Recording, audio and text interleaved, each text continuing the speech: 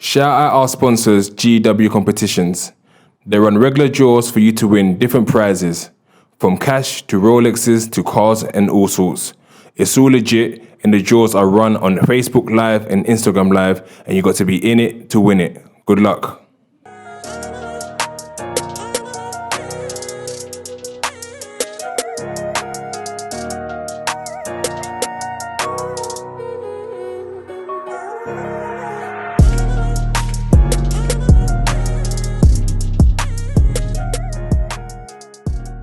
Welcome to another episode of Big Ego Media. Today we've got another special guest called by the name of Esko. How you doing today, man? I'm good, man. How are you? Not too bad. So I didn't know too much about you until obviously I found out about your story. So I was intrigued to hear more. So this is your chance to tell your story, your journey, and things you got planned for the future going forward.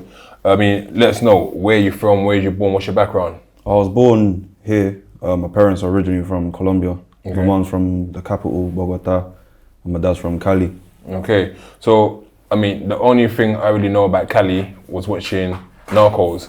So is that where that Cali basically? That's what the story's based on, yeah. Okay, I mean, so growing up here, when did your parents move to the UK? My mum came when she was 16. My dad came when he was 20, I think. And what area were they sort of raised? My dad was in Brockley/New Cross. My mum's from Brixton, like roadsides. Okay.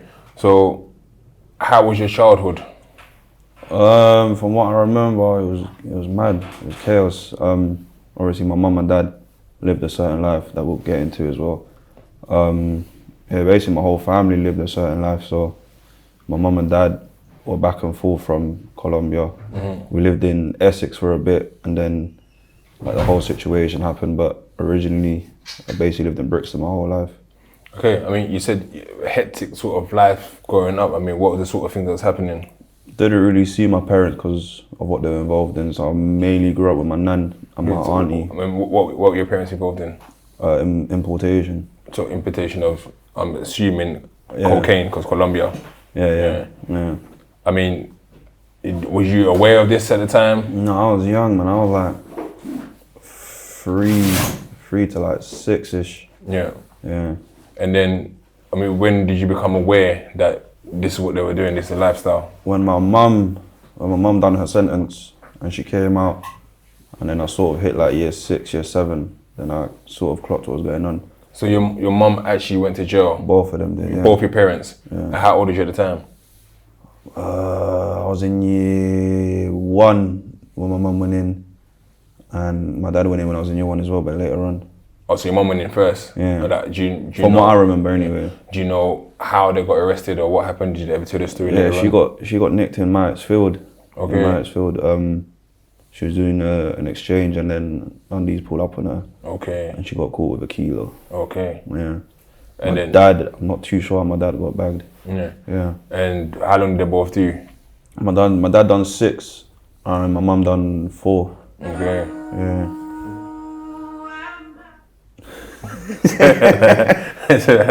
So, growing up with your parents in jail, I mean, did you know they was in jail or did they just say they went away? How did you? I got told that they went uni. Okay. My nan told me that they was in university. And did you find it strange that you couldn't see them? No, I sort of clocked though, because when I started going to visit them, and I had them little therapy sessions in primary school. Then they used to make me draw like my mum's favourite animal. Yeah. And when I went to go visit her, it was sat like how we're sitting. I wasn't allowed to go over the table. It was just weird, so I found it weird. I sort of started clocking on, the older I got. So I mean, in regards to doing that therapy, like what was the situation why they made you do therapy? Was you misbehaving at school? Yeah, a lot. Yeah. A lot. I wasn't concentrating a lot. I would constantly ask questions about my parents and shit, so yeah. And I know you lived with your older sister and your nan and your aunt and her husband. Mm-hmm. And how was that for you, not having your parents, your biological parents looking after you? Did you ever feel like a loss? Nah, it sounds mad, but not really, because I was always around my auntie and my nan more. I didn't really feel anything. I felt it more with my dad, because he didn't make an effort to call me or anything. My mum, they used to send like books home, and then they'll give me like a little tape recorder of my mum reading the story, and I'll go through it. So that I thought sort of felt like we were still in contact, but my dad, he didn't really give a shit. He didn't get involved at all? Nah, man, he didn't care. Even when you went to go and visit him, did you visit him? Yeah, I used to go visit him with his side of the family, so my nan, his mum. Yeah. And yeah, I didn't really feel anything really. Yeah. Yeah. And then I think later on, your uncle also goes to my jail. auntie's husband, yeah, but I call him uncle, yeah, my auntie's husband. And that was for food as well? Yeah. So was it a thing that I mean, how prominent is it, the trade? I mean, I know Colombia is the biggest producer of cocaine, but how common is it for everyday Colombians to get involved in that trade? Is it just so easy? The ones based, I guess, in Colombia, which I guess you wouldn't know too much because you... dead easy. Yeah. Yeah, it's easy. It was much cheaper over there as well, innit? So. And you said that with your mum coming here when she was kind of 16, was it a thing that where they sent her here on this mission, or? No, she came with my nan. So my nan sort of like wanted a better life and stuff. So my nan was like one of the first generations of Latinos in London. Yeah. And then have you ever spoken to your mum in regards to what made her get involved? Was it coerced by your dad? Was it him? Yeah, mainly. My dad was on it first. Yeah. My dad was doing it hard. Doing it hard. And in regards to, did you have any other siblings or anything like that? I got 6 siblings on my dad's side and just the one on my mum. Okay. My older sister's from my mum's side. So in regards to yourself, in terms of education-wise, like how was it for you in terms of school? Was you intelligent, or did you struggle a bit? No, I wasn't dumb. I think I was average. Yeah. I was just go to school and that's it really. I went primary school in Campbell, St. Joseph's, and then I went Evelyn Grace in Somerleyton. Okay. Because when my mum came out, she took me and my older sister to live in Loughborough. And I got into a few problems there, so in year 9, we moved back to my nan's in Ephra, like Broughton Roadsides. But no, school was calm. I got excluded a lot though. I mean, what was the conversation with your mum when she was released? I didn't want to live with her. Yeah. Yeah, I feel like she purposely left me. Okay. I always had it in my head that she chose that life rather than to be with me and my sister. Okay. Yeah. And your dad, once he was released? He got deported. Okay. Straight. As soon as he finished his sentence, they deported him. Straight. So he didn't have no papers here? It has something to do with the case, something like that. Okay. Something to do with the case. And did you, at that time, how did you feel about your dad being deported? Nah, I cried. I was in year 8 when he got deported. Yeah. And yeah, I was bawling. I mean, despite at the time having a relationship with him, it still brought the emotions of you crying. Yeah. At the time. Yeah. And then instead of secondary school, where did you end up going? Evelyn Grace. Okay. And I mean, what was the kind of ambition? What did you want to be? Did you have any sort of... I was more into sports. Like I used to play table tennis, then I jumped onto the basketball. Don't say table tennis, you know, because I'm the best at table tennis in the UK, you know, apart from the professionals. I used to play for Lambeth and that. Oh yeah, good, yeah. I'll tell you the truth. I've not got a backhand, but no one needs. That's my. I don't know why I say this on camera right now because we're gonna try to target my backhand. I ain't got a backhand, yeah, but I can't be being a table tennis. I'm just letting you know now. We'll set it up. We'll set it up one day, man. Was there anything that you thought that you might take further table tennis, or just pass? No, I think that was just like a little phase because no one was really doing it in school. And when the basketball got introduced into my school, because I was the first year, because Evelyn Grace was a brand new school, so I was the first year. Then the basketball came into place in year 10 and then I jumped on it hard. And with basketball, I went to go watch my first ever basketball game about 2 weeks ago. I went to watch the London Lions. London Lions, yeah. Palace. What do you think it is? Because now they're based in, what do you call it now? London Lions. The London Lions, they moved from Palace now. They're based in in Copperberg Arena. So I quite enjoyed it. But what do you think is kind of missing for basketball to take the next step in the UK? My issue with it, I enjoyed it. Lots of fast-paced things going on, but it's like there's a goal, there's a point scored every 30 seconds or so. So it's like it loses that. Oh wow! Because football, it'll take a while. Then someone scores a goal. Like it's an amazing thing. And with basketball, it's like it's happening too often. I think with basketball, it's more of a quick thing. Like if someone does like a dirty pass or alley-oop and shit like that, then I think that's what gets people going. And did you play for a team at the time? Yeah, I played for my school, but then when school finished, I went to a basketball academy in Bury St Edmunds. Okay. I was there for... That's like Ipswich side, isn't it? Yeah. Suffolk, yeah. Yeah, I was there for a year and a bit, but then I dropped out. Why? Because I went through like a depression phase. Yeah. I mean, there's a lot of men who go through depression and don't like to talk about that, but I mean, how was you feeling at that stage? Like, what was depressing you? I don't know. I've always suffered with being lonely. Like I think, like when I talk to people, like certain people about it, they tell me it stems from like not having a dad and that. Yeah. But I think everyone blames it on not having a father figure. I think it was just. I agree. I understand. I get it to an extent in it, but it gets to the point where you're old enough to understand that you can be better than that. Yeah. There's no need to dwell on it, really. When was the transition, like when you kind of, because you're doing bars with something positive, obviously you got tackle depression, then how did the road stuff kick back in again? I wasn't really on the road until when I was about 16, touching 17. I actually jumped on when I was at that basketball academy because that was considered like a cunt spot. Yeah. And I saw loads of, because there weren't no London youths up there. There was like just me, some other guy, and then the rest were just from Essex. Yeah.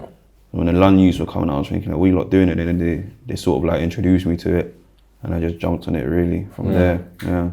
And at the time, are you having conversations with your mum? Is it relationship at the time? Yeah. And what? I'll still come back on the weekends and stay with her, my sister.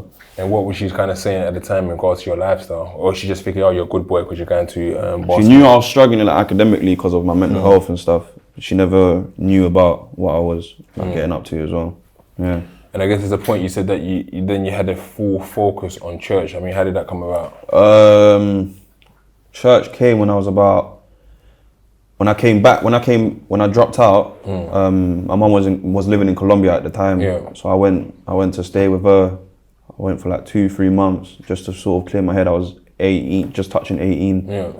And then, just being over there, I saw like what struggle actually is. And then she was telling me stories about my dad. Like my dad was homeless since the age of 5 because his father passed away, and his mum didn't want him in the house or anything. So he was on the road so he had no choice but to live that life. So she was sort of like making me see like I have a choice to either go left or right. I mean, did that give you? I didn't say that you didn't want to have a relationship with your dad because he made me understand, innit? He didn't know how to be a dad because he didn't have a dad. Yeah. I was gonna say, did that give empathy towards you, towards him? Did you kind of feel sorry for him and think, you know what, I actually understand? I try to, but at the same time, I just think he's a man at the end of the day, innit? You know right from wrong. I mean, so when you was in Colombia, did you guys link up at all with your dad? Yeah, I tried to smack him in Colombia. Oh, why? Because of the whole... Yeah, and then obviously my mum was telling me things that's happened. What I told you, my mum tried to blind my dad in Colombia. No, wait, your mum tried to shoot your dad? Yeah, because he took me without a 9. Let's start again. So when you went to Colombia, how old was you? I was 17, but this happened long, like when I was like 5 or 6, I think. She told me. Oh, so that's, what actually happened? So basically, my dad was wanted in London, not by Jakes, but other people involved, and they put a hit on him. So my dad had to hire a bodyguard to protect me and my mum in London. Then my mum said, no, fuck that, I'm not on that. I'm taking my son to Colombia. She took me to Colombia. I think my dad followed a bit after. He tried to keep me longer than him knowing, her knowing. Okay. And then they met up and she just pulled it out on him, but jam. Wow, imagine that. Yeah. She could have been in a life sentence right now. Literally. I mean, how severe is it I guess it would be severe, but in terms of, because sometimes in third world countries, especially like how we have in, how it does in UK, for example, there's no bribery. I guess there's bribery also, but there's not, like in Colombia, like if I've seen it. Yeah, I mean, if you catch a body here, and you get caught, you're kind of likely to spend your life in jail. Yeah. But like in Colombia and third world countries, like something like that happen, can you pay off? I know in Africa, some people could pay off and then nothing ever happened. I think so. I mean, if you get caught with like a ton of kilos, and you can pay them. I'm pretty sure you can pay them off for that as well, innit? Yeah. I mean, even a ton of kilo, I mean, that's probably worth nothing really over there, is it? No, it's dirt cheap. I think personally that's why, not Colombian specifically, innit? Just in general, people come to London to import it from there, because obviously the profit here is ridiculous. Yeah. I mean, at the time yourself, what was you thinking when you're finding out about the history of what your parents were doing and you're in Colombia at the time, you're 17? Are you thinking, oh, wait, this might be the way forward, you know? That's mad. Like you say it, it's going to sound mad, because I know my mum's going to watch this, but I was thinking, like that's a proper, like, I didn't idolize it, but I just thought, Like what? Like, 'cause my dad and mum are proper known in like the Elephant Castle. That's like the South America of London. Yeah. Like they were running it at one point, and every time I go, 'cause that's where I chill. And every time I'm walking around and I got these old guys like 50, 60 asking me, are you my man's son? And they're telling me, I'm just like, raw, like that's actually my dad. So when I was younger, I used to think, no, I want to be like that. But now that I think about it, it's silly, innit? But you're just young at the same time. Yeah. Yeah. And you're saying, but it was when you was in Colombia, that's when you kind of got into the church. It was. I mainly got into church because I was dating a girl that was in church as well. Yeah. And I mean, you said to me like off camera like it was a very toxic relationship. Yeah, mad toxic. And in what way? Because you're both from church. Church is meant to show you the way. So what kind of happened? I had certain friends that were good to be around. Like they weren't on road. Like they were proper, like going Bible study and things like that. And I'm not blaming her directly, but when I got with her, I sort of started spending more time with her as you do, and cutting off those friends slowly. And then obviously I think we spent too much time with each other. Yeah. Like we didn't listen to no one else's opinions and things like that. Yeah. And then obviously we had sex with each other a bit early. The church found out about it. Yeah. They tried to like not split us up, like we can never talk to each other, but just like give it a break, because then we'll figure out if it's love or lust. Yeah. Things like that. And yeah, we were just mad, like stubborn. But yeah, we was together for about 3.5 years, and then an incident happened, which is why I just fully cut it off. Was it at that point, I guess you said you was having kind of your suicidal thoughts? Yeah, I tried to commit suicide when I was 19 and when I was 21. I'm 24 now. What takes you to that level? Like what takes you there, you know what, I've had enough? When I was 19, I don't know what it was, man. I was just lost. Like a lot of my boys were going to jail. Like this is when I sort of left church. Yeah. And I sort of jumped on road like full time in it. I saw like I just seen bare shit, like, and being in Colombia as well, like I saw man get blamed, I saw man getting napped, I saw everything. So that sort of, because I wasn't used to that from young, like a lot of my brothers have been rolled since they were like 11, 12, like they've had no choice. So they're used to it. But with me, I was just like, fuck, like, I don't want to be in them situations. I've nearly had my life taken. It's not something that I'll ever want to face again. I hate thinking about it. And yeah, man, I think my life is too valuable. That's why I'm cautious with who I step with, what I do. Yeah. And obviously at that age when I saw like my brothers getting poked, man, them going in jail, not coming out, even my big brothers literally in and out of jail, it all just hit me. And then my mum was living in Colombia at the time, and she was like my jacket in it, like she'll keep me warm. She weren't there, so I just thought fuck it, and then I tried to end it, and yeah. I mean, what did you try to do? Overdose on pills. Yeah.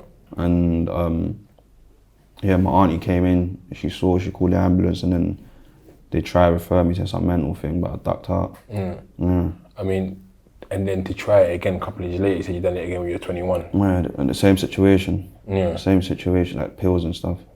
And I mean, what was the emotions 2 years later? You tried it at 19, at 21 to try and do it again. Like, what were the emotions? What had made you want to go again and do that?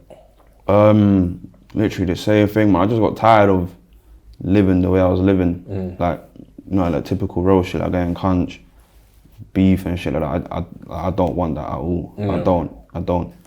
And yeah, it was just hitting me once again, and then I just thought, fuck it.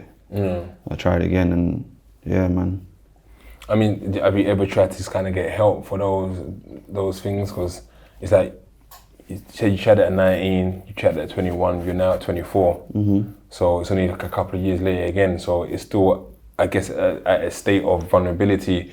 Is this something you've spoken to people about before? Maybe spoken to my GP about it, like, but I don't know, man.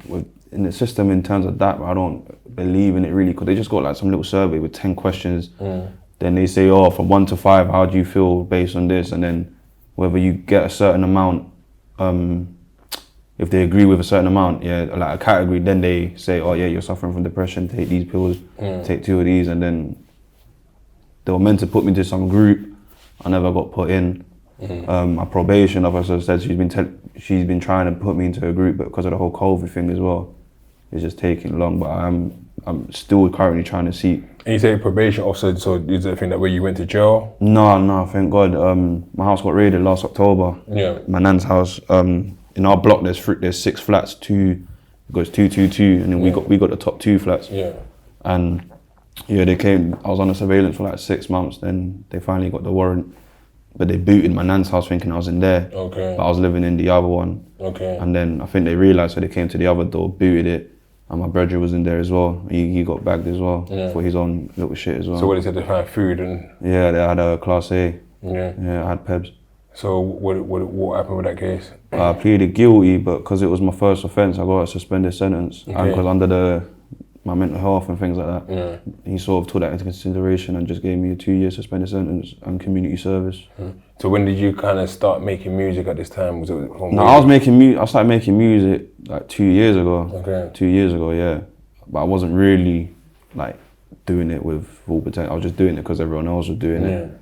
But now it's something that I'm just fully like focused on. I mean, what's the genre? Is it hip hop, rap? I can do anything, man. Drill, like the real rap category, hip hop, trap. I can do all of it. Do you touch on the Latino side? Because there's a big market for that. No, I want to. I'm gonna start doing like reggaeton songs and things like that. Are you fluent in Spanish as well? No, I'm not the best at Spanish, but I can hold a conversation. I can hold a conversation. That's like me with French, to be fair. And in regards to like, what kind of just inspired you to start rapping? Just like, you know what? Yeah, this man's rapping, that's rapping. Who was kind of your inspiration in terms of the people you're listening to? No, I get it, because a lot of rappers say that they don't know how to express themselves, so they start rapping. And I fully understand it, because that's literally what I done. I used to do poetry, and then I just slapped on a drill beat one day, and I just done the same thing I done with poetry, and it made sense. It sounded right for me. Yeah. And which rappers you kind of listen to? From young, like primary school, I was listening to Tupac, I was listening to Biggie, I was doing all of that. But then obviously when drill came about, I sort of jumped on that more as well. I used to listen, well, I still do listen to some guy called Logic from America. Okay. And yeah, he's more like in the hip hop scene.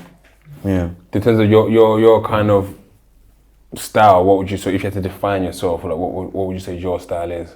Storyteller, but on drill. Okay. Yeah. And what you did, just kind of retell the stories of things you've seen growing up and your own life experiences. Where can everyone kind of find your music, and so how many tracks you got out there so far? I'll be real, man, I only got 3 tracks out right now, but because of the whole case thing that happened, I was on bail last year from October to like March times this year. I was living with my manager, so I sort of hit depression again, and I was just worried about the case and things like that, and I had family problems going on. I sort of just stopped the music, sort of tried to like, because I met my manager by that point, and we sort of came up with a blueprint and a little path to follow, so that's what we're going to do. But I only got 3 songs out right now. Yeah. It's all on YouTube? On YouTube and Spotify, yeah. Videos and everything as well? Okay. So what are we looking to do going forward now? Is it like more videos coming out, collaborations? I think collaborations, not really. I want to focus on myself. I just want to get myself to like a certain level, and then bring in the mandem up with me. And in regards to, I guess, your parents, is it a thing that where that you speak to them about your music? I know your dad's relationship is a bit strained, but is it a thing that where you still kind of show, oh, this is what I'm doing now, or is it just like, no? Yeah, when I post clips of that on Insta and that, my dad would shout at me to send him the video so he can repost it and that. My mum, now she likes the fact that I do music, but she knows what I'm spitting about it, so she don't really like it. She'd rather me rap about God and stuff like that. Yeah. So is your mum like the full-time Christian kind of thing? She was when she came out. She stepped out of church, but she still prays and stuff. Yeah. How about yourself in regards to your relationship with religion now? How do you feel about it? I'm confused with religion, man. I'm confused. I've been around a lot of Muslim man as well. I've sort of drifted to that side. So I don't know. I'm in the middle between Christianity and Muslim. I mean, what I would say, what's the pull towards Islam? What is it that's pulling you towards? I just agree with a lot of things that they say, but also with Christianity. From young, I always got told that religion is man searching for God, but Christianity, they're classified as believers, and it's God reaching out to man. So that's what I'm sort of like battling. So is there anything we can look forward to in the next sort of couple of weeks and that's going to be out? Yeah, I've got a song coming out called Get So Smoky. That one, I'm just going to push it as hard as I can. And then when I feel like the buzz is dying down, I'm just going to keep the momentum going. Because we have interviewed different sort of people on here, and there's people with much bigger success, people with less success. Yeah, of course.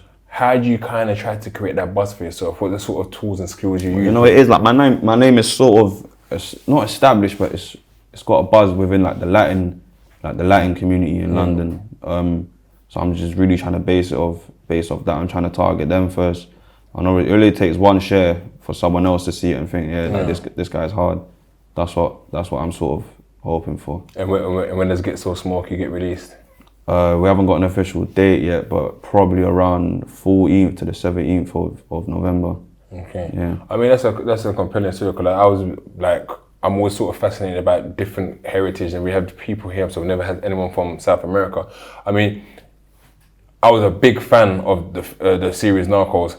I've watched season 1 religiously. I think season 2. It's not all real though, man. Yeah, I think season 3 I didn't. I mean, what makes you say it's not so real? Just because of the experience that you know from your parents? Yeah, my dad, not him, but his. I guess in film they sensationalize things a bit more to make it a bit sexy. Dramatic, innit? Yeah. Nah, there was even other stuff that they haven't put in, like other things that have happened. Like a lot of men idolize Pablo, but I don't. Yeah, he done a lot of fucked up. I mean, we saw. I mean, but you go by the name of Esko. Does that come from? My surname's Escobar. Yeah. Oh, your surname is actually Escobar. Yeah. Oh yeah. Are you? No. But they were. I mean, you guys are from Cali. You're saying. So how far is Cali from? Where was he from again? Medellin. Yeah. I don't even know, bro. It's so real. Yeah. Probably a couple hours though. No, but I was fascinated. I never got to watch season 3. But you know, Cali are Pablo's ops, innit? Yeah, they're the ops. Yeah. I mean, I think they set him up. They worked with the US military and CIA to get him good in the end. But crazy story, man. But yeah, like your story is another inspiring one. And my sort of advice or guidance is, you know what? Just keep what you're doing. Be consistent. Have your spiritual journey and speak to people, man. Don't do it all alone. We all go through things, especially as men. Like, I go through things sometimes, and I guess I got the benefit of sometimes being able to speak to my partner, sometimes prayer, but don't do it alone. Speak to people and let's see, and keep pushing, and we'll promote you as much as we can on our side, man. I hear that. Like, I've tried to talk to people, but they don't understand it. You see, like the road shit. Like, even if I wanted to like dead certain beef, that's not like, even if I was to turn religious and become a pastor, that certain man's mentality is not going to change because of certain shit that I've done. So is it a thing then? I guess you kind of played it down. Is it a thing that where there's people that's onto you on road? Yeah, but vice versa, innit? Yeah. Like vice versa, always. And is I'm gonna say, I guess I don't know. You know what? I guess it's kind of not even something that's kind of spoken about in terms of the Latino gangs in the UK. Oh, it's mad, bro. Is there something that where the beef is popping off like that? Bro, it's popping, bro. Trust me, it's popping. And is it similar to, I guess how in terms of black cultures where it's areas against each other, or is it more there's different countries, or how does it work? Nah, this thing's basically based off beef that's happened abroad. Okay. So it's like there was like one gang, and then one man slept with another man's girl. Then they divided. Always a woman. Then obviously my man's brethren stuck with him, the other don's brethren stuck, and then they just divided and made 2 different gangs, and it stemmed from there. So is it the ones based in Elephant Castle area, or is it? Cause I think there's another. Is it in Tottenham? No, Seven Sisters. There's a big community there as well, isn't it? Yeah. But Elephant Castle is where I'm at, innit? But yeah, man, there's beef all over. Yeah, it's crazy, man. That's something I didn't even know. So thank you for sharing. No, any last words you want to say to us, Esko? Nah, thank you for having me, man. I really appreciate it. Stick around, man. I'm gonna be around. Trust me, I'm gonna be around. No, appreciate it, man. Love, bro. Cheers, my brother. Come on.